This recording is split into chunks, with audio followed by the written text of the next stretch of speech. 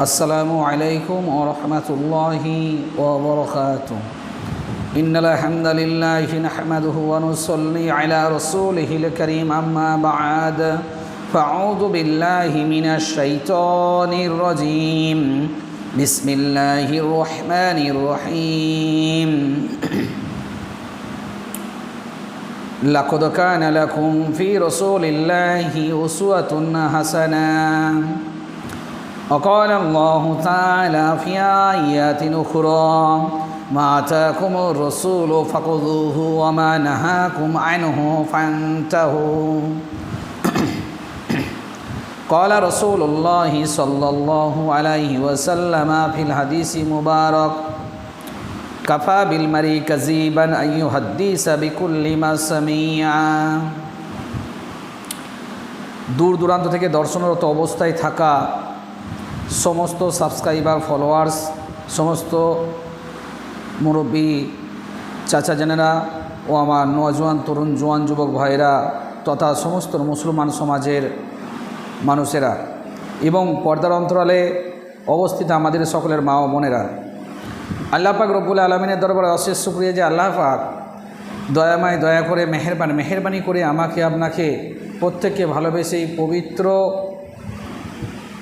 একটি আল্লাহ পাকের মনোনীত ধর্ম, যেটা কুরআন মাজিদের মধ্যে আল্লাহ সুবহানাহু ওয়া তাআলা বলেছেন ইন্নাদ-দীনা ইনদাল্লাহিল ইসলাম, সেই পবিত্র ইসলাম ধর্ম থেকে ধর্মীয় ব্যাপারে দু চার কথা আপনাদের সম্মুখে উপস্থাপন করার জন্য এই সময় আল্লাহ সুবহানাহু ওয়া তাআলা আমাকে আপনাকে দ্বীন ইসলাম থেকে দু চার কথা শ্রবণ করার মতো এবং যে মহান স্রষ্টা আল্লাহ সুবহানাহু ওয়া তাআলা আমাকে আপনাকে দু চার কথা শ্রবণ করার সাথে সাথে আমার মতো এক গুনাহগার অধমকে দু চার কথা বলার মতো তৌফিক ইনায়েত করেছেন, সেই আল্লাহ তাআলার শুকরিয়া আদায় করার উদ্দেশ্যে আমরা সকলে একবার অন্তর থেকে উচ্চস্বরে মোহাব্বতের সাথে বলে উঠি আলহামদুলিল্লাহ। তারপরে তাজদারে মাদিনা আহমদ মুস্তাফা সাইদুল আম্বিয়া সাইদুল মুরসালিন ও নবী করিম সাল্লাল্লাহু আলাইহি ওয়াসাল্লাম, সেই নবী পাকের উপর শত কোটি দরুদের নাজরানা বর্ষিত হোক। সকলে বলুন আল্লাহুম্মা সাল্লি আলাই, আল্লাহুম্মা বারিক আলাই, আল্লাহুম্মা আমিন। আপনাদের সঙ্গে কুরআন মাজিদ থেকে কুরআনের আয়াত এবং হাদিস থেকে দুটি হাদিস উপস্থাপন করেছি। তবে সেই কুরআনের আয়াত এবং হাদিসকে সামনে রেখে বেশ কিছু গুরুত্বপূর্ণ নসিহত রাখবো ইনশাআল্লাহুল আজিজ। দেখেন, তবে তার আগে আপনাদেরকে বলবো, আপনারা চ্যানেলটি যেখান থেকে এই ভিডিওটি আপনারা দেখছেন, চ্যানেলটিকে অবশ্যই সাবস্ক্রাইব করে আপনারা পাশে থাকবেন এবং তার সাথে সাথে এই ভিডিওগুলো বেশি পরিমাণে শেয়ার করে অন্যজনকে আরও দ্বীন ইসলামের এই দু চার কথা শুনে উপকৃত হবার মতো বা ইসলামের এই বাণী অন্যজনের কাছে পৌঁছে দিয়ে আপনিও সদকায়ে জারিয়া নেকির ভাগীদার হওয়ার মতো চেষ্টার পথে রত থাকেন।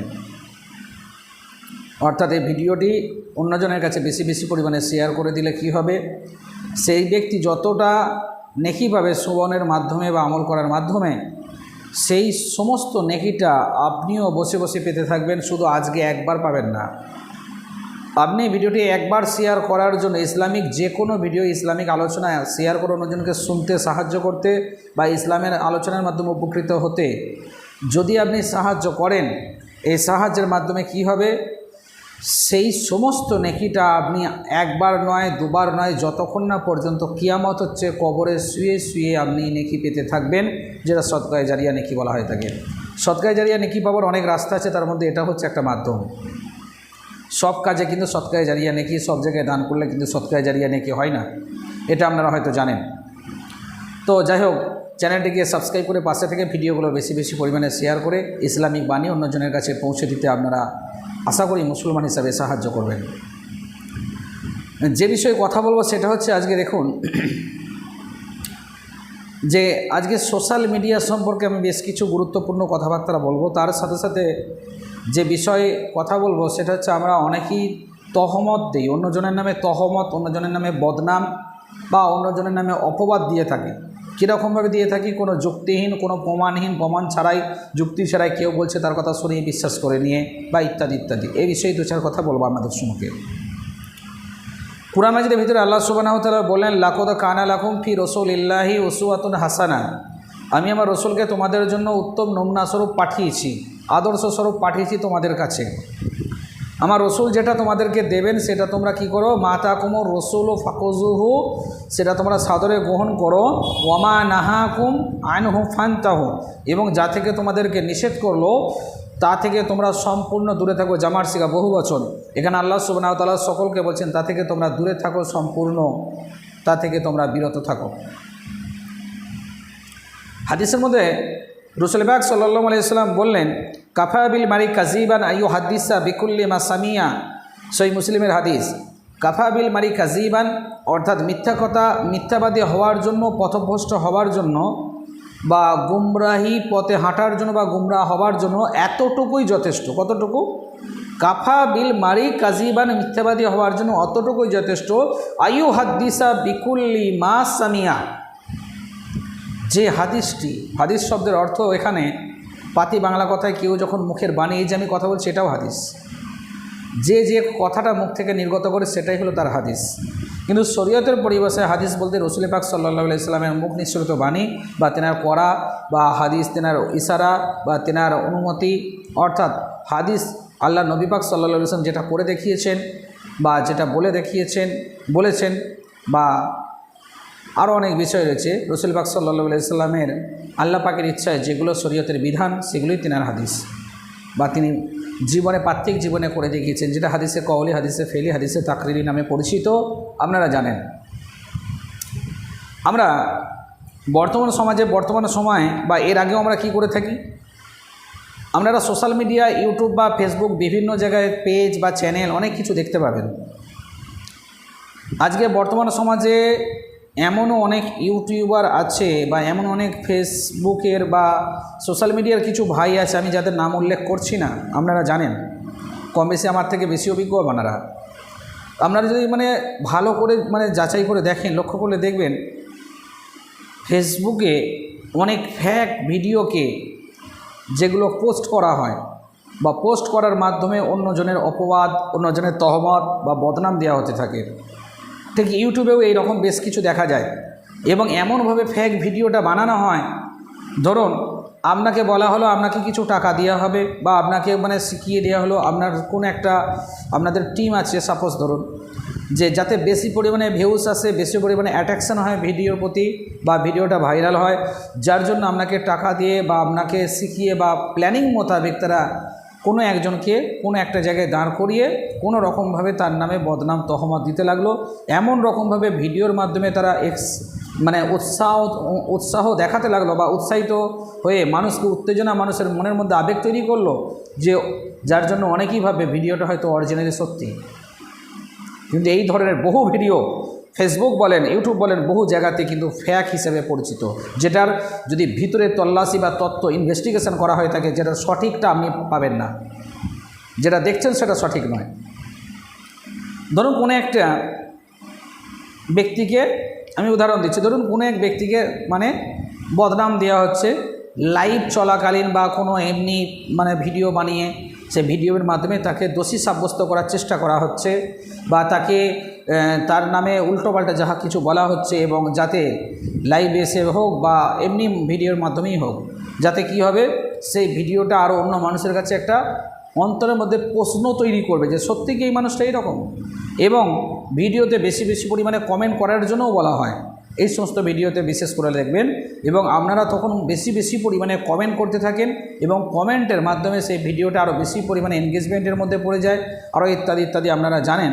ফলে ভিডিওটা বেশি পরিমাণে ভাইরাল হয়, এবং যে ব্যক্তি ভিডিওটা তৈরি করছে সেই ব্যক্তি বসে বসে নোট গুনতে থাকে, যেটা তার হারামের কামাই। অর্থাৎ দেখা গেল কমেন্টের মধ্যে যে ব্যক্তির নামে আগে তহমত দেওয়া হচ্ছে, আপনি দেখলেন যে দু একটা ব্যক্তি তার নামে যে টিম বানালো, যে ভিডিওটা বানালো, তারই দু চারজন ব্যক্তি কমেন্ট করলেন, আপনি তার দেখাদেখি বললেন, সাপোজ ধরেন একটা ব্যক্তির নামে চোর অপবাদ দেওয়া হচ্ছে বা বদনাম অপবাদ দেওয়া হচ্ছে, কোনো কিছু তহমত লাগানো হচ্ছে, আপনি সেই তার সাজানো টিমের কোনো একটা কমেন্ট বা সেই ভিডিও কোনো একটা কমেন্ট দেখলেন, দেখার পরে আপনিও হ্যাঁ সত্যিই তো এই ধরনের ব্যক্তি এইরকম, সত্যি মানুষটা চোর, আপনি শুনে শুনে বলতে লাগলেন। আল্লাহ রসুল কিন্তু ওটা বললেন না। আল্লাহ নবী বললেন যে মিথ্যেবাদী হওয়ার জন্য অতটুকুই যথেষ্ট, যেটা তুমি শুনলে যাচাই ছাড়াই কিন্তু সেটা বিশ্বাস করলে বা তার উপর আমল করলে, কাফাবিল মারি কাজিবান আয়ু হাদিসা বিকুলিমা সামিয়া, যেটা যে হাদিসটা, যে বাণীটা, যে কথাটা তুমি শ্রবণ করলে এবং যাচাই ছাড়াই সে তার উপর বিশ্বাস স্থাপন করলে, বিকুলিমা সামিয়া, যাচাই ছাড়াই সেটা মেনে নেওয়া হলো বা তার উপর আমল করলে, এই ধরনের কাজগুলোই, এতটুকু জিনিস মিথ্যাবাদী হওয়ার জন্য যথেষ্ট। বা অন্যজনের শুনে শুনে সেই কথাটা বিশ্বাস করে নিয়ে রটাতে লাগলে, যদি হাদিসটার ব্যাখ্যার দিকে যাই, আসছে আর কি। অর্থাৎ ফেসবুকে যে আপনি কমেন্টটা দেখলেন যে কোনো এক ব্যক্তির নামে তহমত দেওয়া হচ্ছে, বদনাম দেওয়া হচ্ছে, এই সমস্ত ক্ষেত্রে যদি আপনি দেখলেন যে সত্যিই কমেন্ট দিচ্ছে, আপনিও কোনো কিছু তার আগাগোড়া না দেখে, আপনার কাছে প্রমাণ নেই, কোনো রকম সঠিক প্রমাণ নেই, আপনি শুনে শুনে এইরকমভাবে আপনিও একটা বাজে কমেন্ট করে দিলেন, তার ফলে কী হবে? তার ফলে আপনি যে ব্যক্তিটার নামে কমেন্টটা করলেন, মানে তার নামে আপনি গীবত করলেন, মনে রাখবেন সূরা মুজাদালা 28 পারা আয়াত নম্বর 9, যেখানে আল্লাহ সুবহানাহু ওয়া তাআলা কঠোরভাবে উল্লেখ করলেন, ইয়া আইয়ুহাল্লাযীনা আমানু লা তাত্তাখিযু ইয়া আইয়ুহাল্লাযীনা আমানু ইযা তানাজাইতুম ফালা তাতানাজাউ বিল ইসমি ওয়াল উদওয়ান ওয়া মাসিয়াতুর রাসূল ওয়া তানাজাউ বিল বিররি ওয়াত তাকওয়া। হে ঈমানদাররা, হে বিশ্বাসীরা, ইজা তানাজাইতুম, যখন তোমরা গোল টেবিল করো, গোপন পরামর্শ করো, ফালা তাতানাজাউ, তোমরা গোল টেবিল গোপন পরামর্শ করো না, বিল ইসমি, গুনার কাজ নিয়ে, ওয়াল উদওয়ান ওয়া মাসিয়াতুর রাসূল, ইসলামের বহির্ভূত বিষয় নিয়ে, আল্লাহ রসুলের বিরুদ্ধচারণ সম্পর্কিত বিষয় নিয়ে, বা আল্লাহ নবী যে সমস্তগুলো নিষেধ করেছে সেই বিষয় নিয়ে তোমরা কখনোই গোপন আলোচনা করো না। অর্থাৎ কিতাবের মধ্যে এসছে, আপনারা জানেন গীবাতু আসাদ্দু মিনাল জিনা, এবং যে ব্যক্তিটার নামে আপনি তহমত দিলেন, ফেসবুকে ভিডিও দেখে, কোনো একটা সাজানো ভিডিও দেখে আপনি তহমত দিলেন, হতে পারে সেই ব্যক্তির সাথে তার ব্যক্তিগত কোনো দুশ্মনী, বা সেই ব্যক্তি সাজিয়ে ভিডিওটা তৈরি করছে নেওয়ার জন্য, নিজের ভিউজ বা হারামভাবে টাকা রোজগার করার জন্য, কামাই করার জন্য সেই ব্যক্তি এইরকমভাবে ভিডিও বানাচ্ছে। আপনি সেটা আগাগোড়া বুঝতে না পেরে, না বোঝার চেষ্টা করে আপনি যদি কমেন্ট করলেন, যে ব্যক্তিটার উপর জুলুম চলছে উনি হলেন মাজলুম, সেই মাজলুম ব্যক্তির উপরে আপনিও কিন্তু একটা তহমত, বদনাম লাগিয়ে দিলেন, গীবত করলেন তার নামে। তার ফলে কি হবে? ওই ব্যক্তির যতগুলো গুনাহ, যার নামে গীবতটা আপনি করলেন, সেই ব্যক্তির সমস্ত গুনাহগুলো আল্লাহ সুবহানাহু ওয়া তাআলা কেটে নিয়ে আপনার নামায় আমলে বসিয়ে দেবেন, মনে রাখবেন। এবং ওই ব্যক্তির গুনাহগুলো কেটে নিয়ে আপনার নামায় আমলে বসিয়ে দেবে। আর আপনি নামাজ রোজা করে, কোরআন তিলাওয়াত করে যে সমস্ত নেকিগুলো রোজগার করেছেন, যতটা আখিরাতের জন্য ভাই পুঁজির ভাণ্ডার আপনি তৈরি করেছেন, সমস্ত পুঁজিটা, সমস্ত নেকিটা কেটে নিয়ে যার নামে গীবত করেছেন তার নামায় আমলে তো বসিয়ে দেবেন, এবং ওই ব্যক্তির সমস্ত গুনাহগুলো কেটে নিয়ে আপনার নামায় আমলে বসিয়ে দেবেন। তার ওই ব্যক্তির নামে অযথা মিথ্যেভাবে প্রমাণ দলিলবিহীনভাবে তহমত লাগানোর জন্য, বদনাম দেওয়ার জন্য সামান্য একটা সাজানো ভিডিও দেখে আপনি, তার ফলে কী হলেন? আপনার আখিরাতের জন্য সঞ্চিত পুঁজির ভাণ্ডারটাকে কিন্তু আপনি হারালেন। আখিরাতের জন্য যতটা রোজগার করে রেখেছিলেন ততটা আপনি হারিয়ে ফেললেন। এবং তার পরিবর্তে শুধু তাই নয়, আরও ভয়ঙ্কর শাস্তি কি হলো? যার নামে তহমত গীবত আপনি করলেন, যার নামে গীবত গিল্লা করলেন, সেই গীবতটা করার কারণে তার সমস্ত গুনাহগুলোও আপনার ঘাড়ে চেপে গেল। এবং রাসূল পাক সাল্লাল্লাহু আলাইহি ওয়াসাল্লাম বলেন, কাফা বিল মারি কাযিবান আইয়ু হাদিসা বিকুল্লি মা সামিয়া, এবং তার সাথে সাথে আপনি নিজে একজন পথভ্রষ্ট ব্যক্তিতে পরিণত হলেন। দিন ইসলাম থেকে আপনি গাফেল হয়ে গেলেন, আপনি পথ হারালেন, একজন মিথ্যাবাদী হিসেবে পরিচিত হলেন।